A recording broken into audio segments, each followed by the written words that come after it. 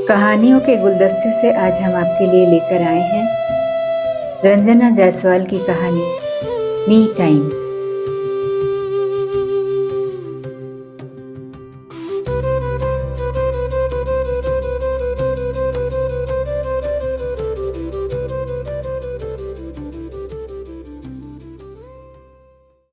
अबीर, ये क्या तरीका है?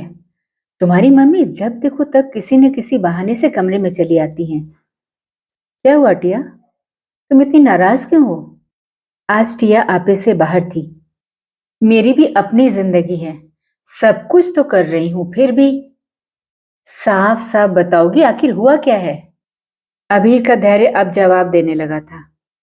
एक दिन की बात होती तो ठीक थी, पर अब तो ये रोज रोज की बात हो गई है। कभी ब्लड प्रेशर चेक कराने, कभी कफ सिरप के ढक्कन खोलने, तो कभी कुछ। आज तो हद ही हो गई। हुआ क्या है, साफ साफ बताओगी या फिर पहेलियां ही बुझाती रहोगी? अबीर का धैर्य अब गुस्से में बदलने लगा था। घर का काम निपटाकर बस लेटी ही थी कि तुम्हारी मम्मी क्या लगा रखा है? वो तुम्हारी भी तो कुछ लगती हैं। अबीर ने चिढ़कर कहा। वो तुम्हारी ही मम्मी है। मेरी मम्मी होती तो मेरा मी टाइम एक्सपॉइल करने नहीं आती। क्या वो टीवी के रिमोट की बैटरी भी नहीं बदल सकती? एक दिन की बात होती तो अलग बात थी, पर वो रोज रोज मेरे मी टाइम को बर्बाद करने के लिए तैयार खड़ी रहती हैं। आखिर मेरी भी तो जिंदगी है। टिया की आवाज दूसरे कमरे तक आ रही थी। उम्र के इस पड़ाव पर मंजरी जी को वैसे तो थोड़ा ऊंचा ही सुनाई देता था, पर आज उन्हें सब कुछ साफ साफ सुनाई भी दे रहा था और दिखाई भी। मी टाइम कितना अलग सा शब्द था उनके लिए। कानों के लिए भी शायद अपरिचित ही था। शायद इसीलिए जब भी उनकी बहू ये शब्द बोलती, उनके कान आज्ञाकारी बच्चों की तरह खड़े हो जाते। मंजरी जी भी शिक्षित थी। मनोविज्ञान से पोस्ट ग्रेजुएशन किया था उन्होंने, पर आजकल की लड़कियों की तरह शब्दों के शॉर्ट फॉर्म उन्हें नहीं आते थे। आजकल की लड़कियों की तरह उनकी उंगलियां कीबोर्ड और माउस पर नहीं, बेलन और कलछुल पर चलती थी। शायद इसीलिए उनकी पीढ़ी के लिए उनकी शिक्षा का कोई महत्व नहीं था। कितना फर्क था इस पीढ़ी और उनकी पीढ़ी में। पढ़ाई का मतलब नौकरी करना ही नहीं है।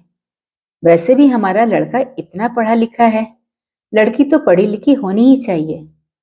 हमारी दोनों बहुएं भी पढ़ी लिखी हैं, कम से कम अपने बच्चों को तो पढ़ा सकेंगी। यही तो कहा था उनके ससुर ने, और मंजरी जी ने भी उनकी बात को सर माथे लगा लिया था। पर शिक्षित मन को समझा पाना इतना आसान भी नहीं था। एक बार दबे स्वर में उन्होंने अबीर के बाबूजी से कहा भी था, इतनी पढ़ाई की है, उसे यूं जाया तो नहीं होने दे सकती किसी स्कूल में। जरूरत क्या है नौकरी करने की जब पति ठीक ठाक कमा रहा है? तो अब क्या इतना बुरा वक्त आ गया है कि मैं बीबी के टुकड़ों पर पलूं? जितना कमा रहा हूं उसी में रहना सीखो। दुनिया क्या सोचेगी?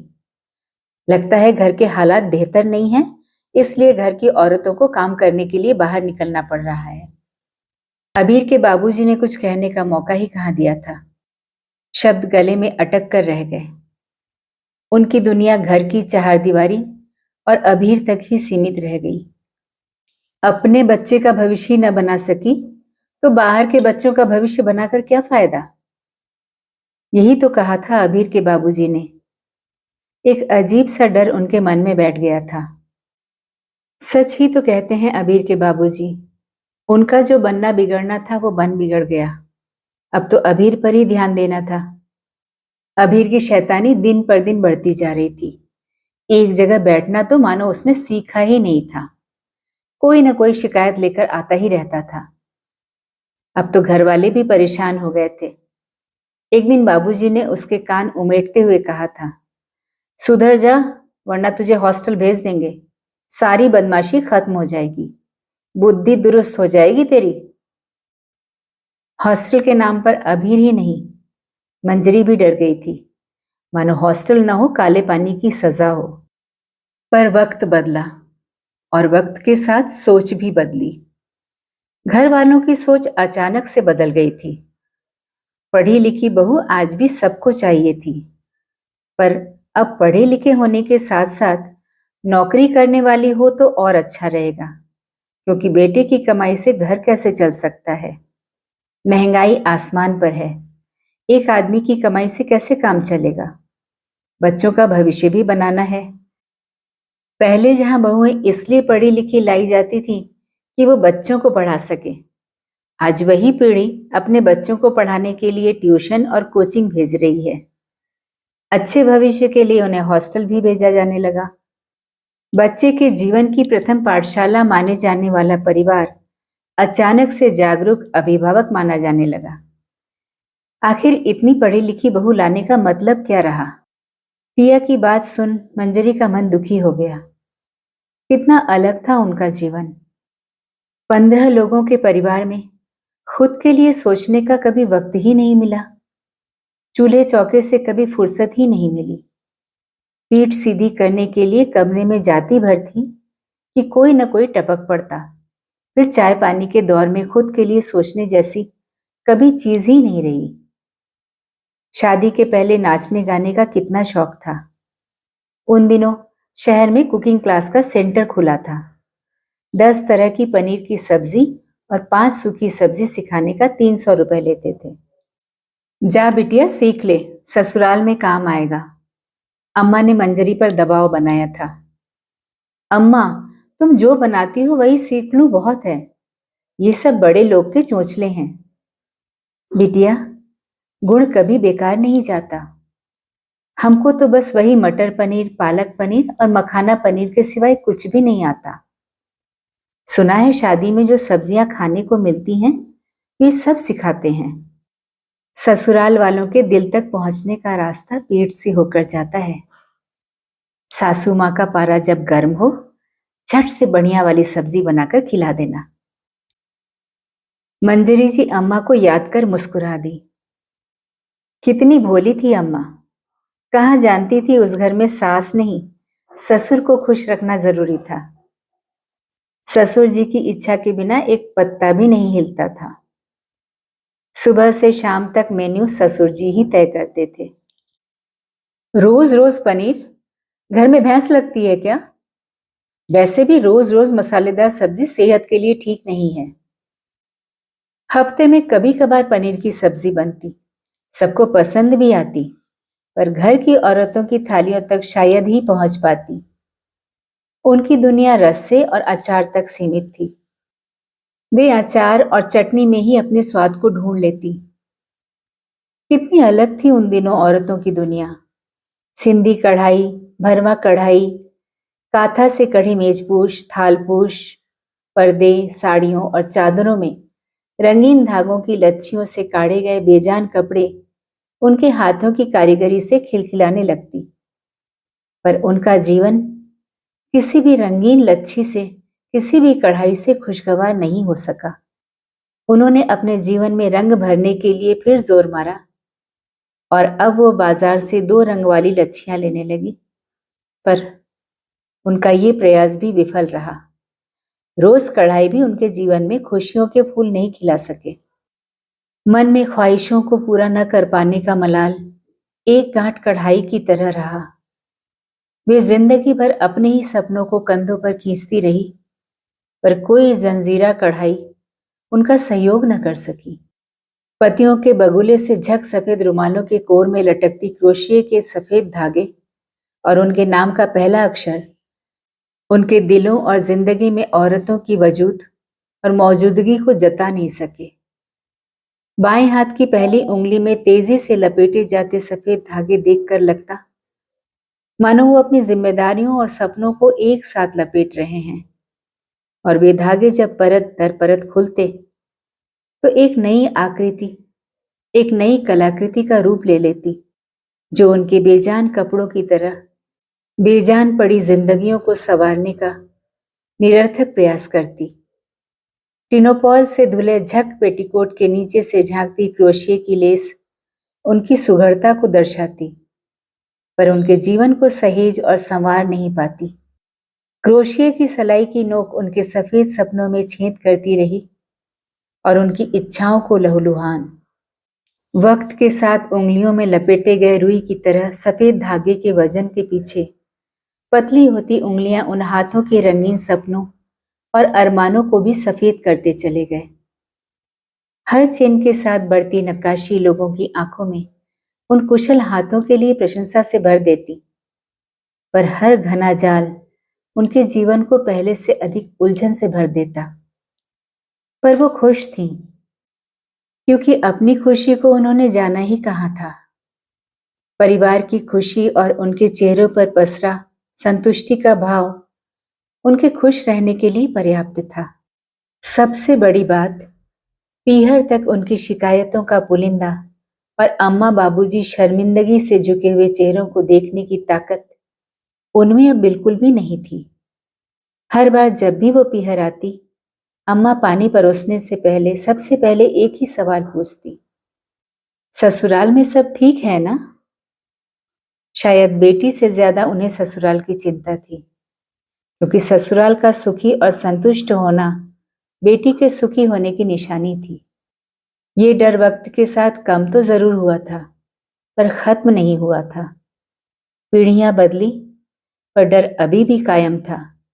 शायद इसीलिए अभीर की शादी के वक्त टिया की मां ने विदाई के समय उनका हाथ पकड़ते हुए कहा था, टिया नादान है, इसकी गलतियां बेटी समझकर माफ कर दीजिएगा।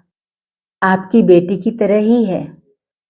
न जाने मंजरी जी को ऐसा क्यों लगा था, मानो वो पूछना चाहती हो, बेटी है ना?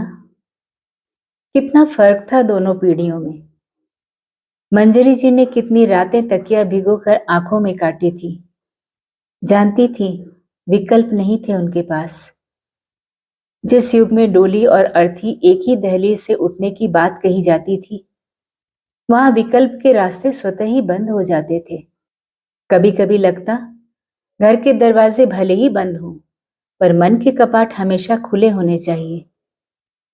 पर चाहिए और होने में हमेशा फर्क रहा है। अम्मा ने हमेशा यही समझाया था, आंसुओं को या तो पी जाना या फिर बहा देना, पर उस खारे पानी के कारणों को कभी जाहिर नहीं करना। ये दर्द उनके अकेले का तो नहीं था। कितनी बार बड़ी भाभी जी को, कभी देवरानी को, कभी सासू जी के चेहरे पर पसरे भी देखा था। सूजी आंखों के नीचे स्याह घेरे रात के फलसफे को बयां कर देती, और हम सब एक दूसरे के दर्द को जानकर भी अनजान बने रहते। एक छत के नीचे सांस लेते थे, एक साथ सुख भी बांट लेते थे, पर दुख। आज टिया को अपने पति से उनकी शिकायत करता देख न जाने क्यों उन्हें अजीब सा लगा था। हाँ, अपने पति, क्योंकि अभीर उनके बेटे के साथ साथ अब टिया का पति भी था। वो लड़ रही थी खुद के समय के लिए, जिसमें वो खुलकर सांस ले सके, सोच सके अपने बारे में, बुन सके अपने सपनों को, संवार सके खुद को, और एक नींद ले सके अपने थके हुए शरीर के साथ। कितना फर्क था उनकी जिंदगियों में। वो 3 लोगों के परिवार में खुद के लिए समय ढूंढ रही थी, और मंजरी 15 लोगों के परिवार में मैं, मेरा, मुझे जैसा शब्द कब का भूल चुकी थी। वक्त के साथ परिवार बिखर गया था।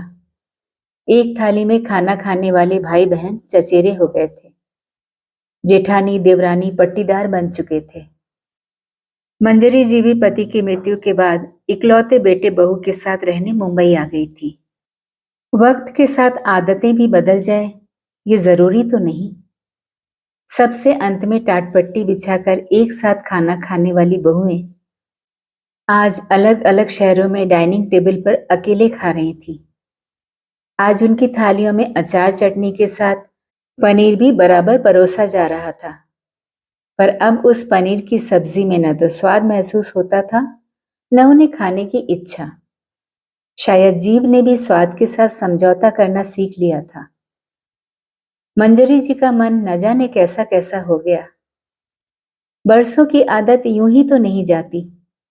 3 लोगों के परिवार में 3 लोग जब 3 समय पर खाना खाते थे, इस उम्र में खाना पचता नहीं था। टिया उनके हिस्से का खाना डाइनिंग टेबल पर रख देती थी। मंजरी जी दिन में कई बार टिया के कमरे में झांक आती, इस उम्मीद के साथ शायद कुछ पहर वो उनके साथ बिता ले। अकेले तो सुख भी नहीं पचता, खाना भला कैसे पचता। बात किए बिना उन्हें नींद नहीं आती थी, पर उन्हें क्या पता था, शहरों के घर में कमरे ही नहीं बल्कि उन घरों में रहने वालों के दिल भी छोटे होते हैं। टिया अपनी जगह सही थी, कम से कम उसे ये कहने की हिम्मत तो थी। वो जीवन भर अपने लिए अपना समय ढूंढती रही, पर वो समय कभी न मिला। वो तो ये बात भूल भी चुकी थी, खुद के लिए भी समय होता है। कम से कम इस पीढ़ी ने अपने लिए समय मांगना और उसके लिए लड़ना तो शुरू किया। पर एक दिन टिया अबीर से अपनी सहेली के बारे में बात कर रही थी। घर में दो प्राणी हैं।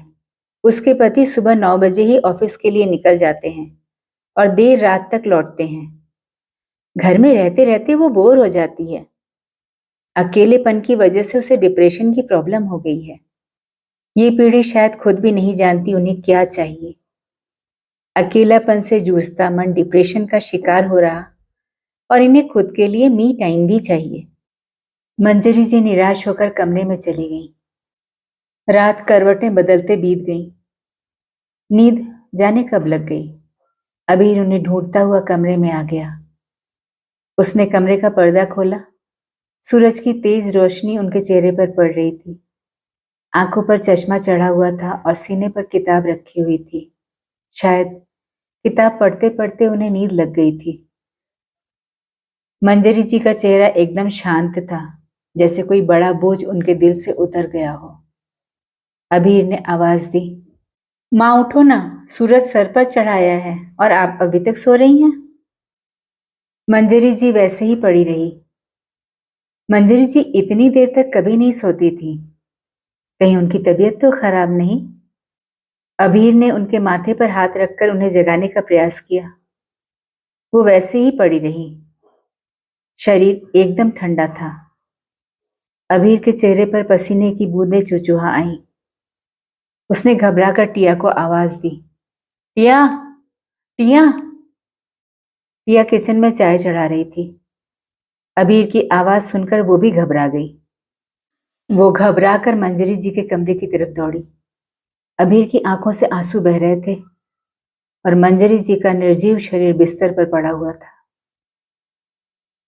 मंजरी जी इस संसार से जा चुकी थी, शायद अपने मी टाइम की तलाश में, जो उन्हें जीते जी कभी न मिला।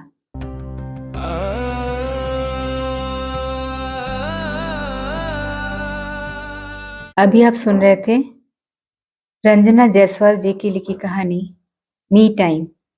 वाचिका मैं यानी जया भट्टाचार्य।